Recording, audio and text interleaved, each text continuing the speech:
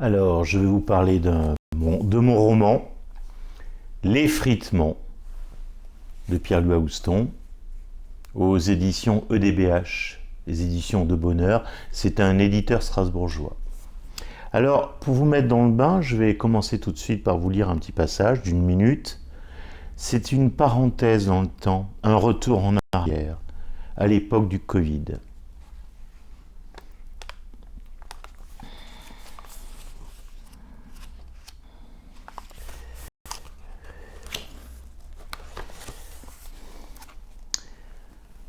Ça s'appelle l'an 1 de Madame Covid, la voyageuse du tramway.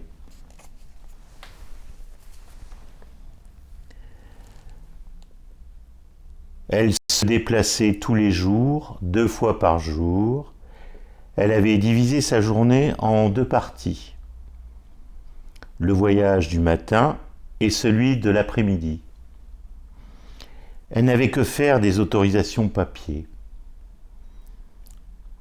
Et je ne vous parle pas des autorisations nouvellement proposées, numérisées, si faciles à remplir.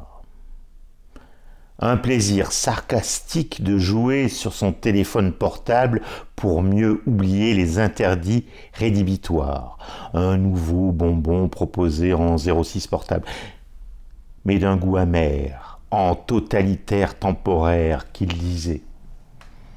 Chaque jour, cette dame âgée, son aura visible pour tous, reconnaissable au loin par ses congénères, était sa chevelure d'une belle blancheur, un reste d'une beauté de sa jeunesse, bien garnie et épaisse. Elle ne se coiffait jamais. Les nœuds dans ses cheveux accentaient son épaisseur capillaire et nous donnaient à pressentir une crinière d'une femme d'hier blonde et ravissante, son atout certainement d'un passé fécond. Le gras des cheveux jamais lavés disparaissait dans le secondaire. Sa canne donnait à sa démarche ralentie une aisance. Son habit, toujours le même, un pantalon noir patte d'éléphant et un dessus d'un vert bizarre entre le vert bouteille et une couleur chimique, industrielle, indéfinissable, miroitée par une seule certitude, un coloris fané. Elle n'avait que faire des autorisations, de l'information incessante, n'avait aucune connaissance des procédures à suivre, du toucher à éviter, des matières métalliques, rien à faire. Garder ses distances, rien à faire. Je vis dans mon monde, le vôtre n'existe plus. Coronavirus, je suis l'indifférence. Ma vie coule, telle une rivière aux eaux claires. Ton rocher n'arrête rien, même pas un petit tourbillon provocateur dans l'eau. Tous les jours, 2 fois par jour, je prends le tramway comme si de rien n'était. Les hommes rencontrés dans ce voyage ne sont rien pour moi, juste des obstacles invisibles. Coronavirus, interdit précautionneux. Vous êtes invisible, illusoire. Un jour, une ambulance s'arrêta près d'elle. On l'accompagna à l'intérieur de l'ambulance. Prise par le bras pour l'aider ou la convaincre. Nous ne savions pas. Donc voilà, ce sont des petits apartés, des moments comme ça, des retours en arrière. Et sinon, les chapitres se découlent.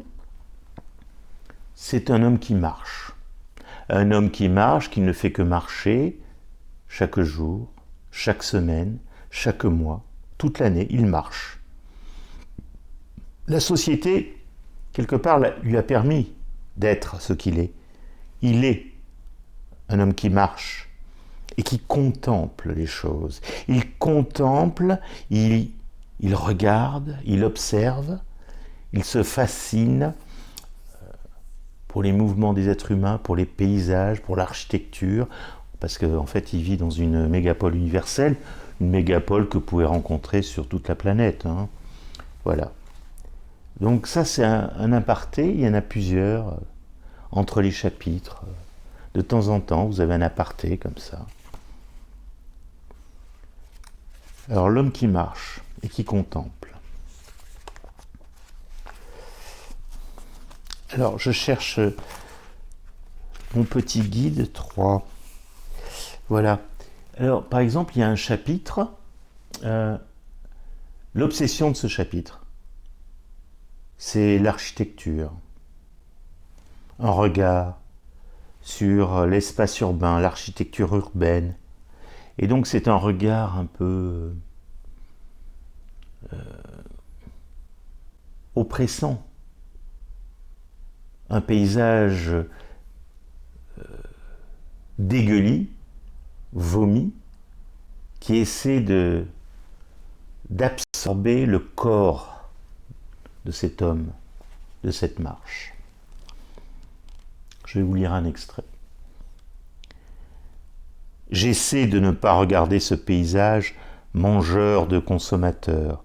C'est difficile, mais pour rester un être humain, je devais me contrôler dans mon regard, laisser mes yeux traîner dans l'oasis, uniquement dans l'oasis, pour pouvoir rester dans un état de bien-être étriqué, voyez-vous. C'est tout ce que l'homme soldat de la vie peut vivre. Un bien-être juste pour soi, aucune liberté sans limite au gré du vent et d'un paysage qui se donnerait à mes yeux. Non, certainement pas. La vie vraie était là, en poussière, contractée face au paysage monstre du consommable. J'attends le bus en baissant les yeux, en vie.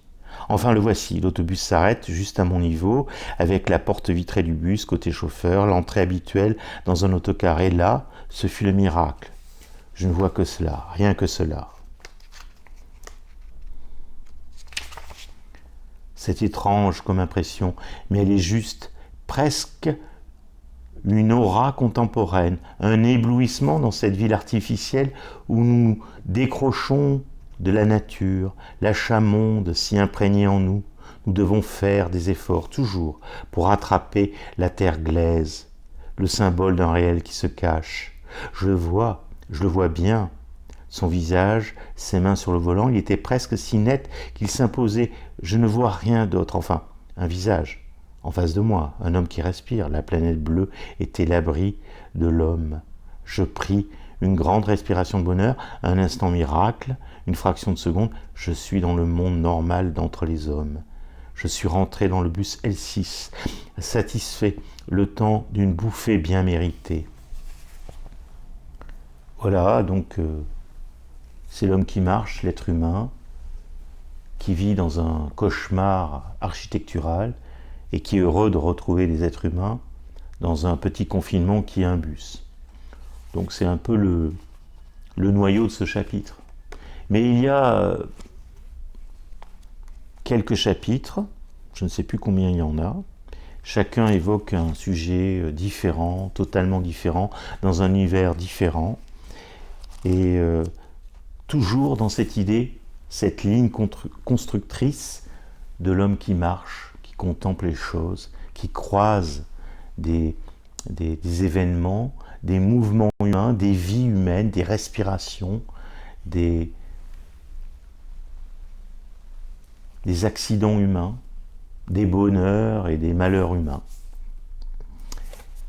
L'effritement aux éditions EDBH, aux éditions de Bonheur, un éditeur strasbourgeois. Je vous mettrai en dessous les liens pour vous procurer le livre.